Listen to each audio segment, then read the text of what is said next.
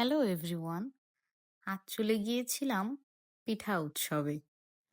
পিঠা মানে বাঙালিদের কাছে একটা অন্যরকম আবেগ। আমরা ভেতরে ঢুকেই দেখি বিভিন্ন স্টলে পিঠা সাজিয়ে রেখেছে, বিভিন্ন রকমের পিঠা। তার ভিতর থেকে আমাদের একটা পছন্দ হয়ে গিয়েছিল, আমরা সেটা নিয়ে নিয়েছিলাম।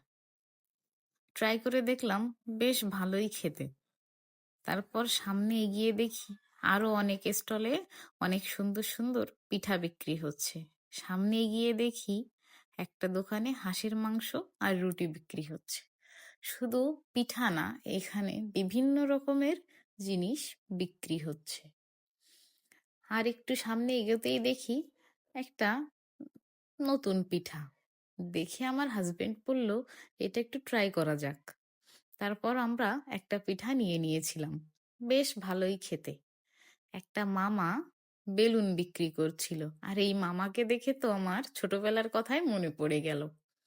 কত খেলেছি এই সব খেলনা নিয়ে।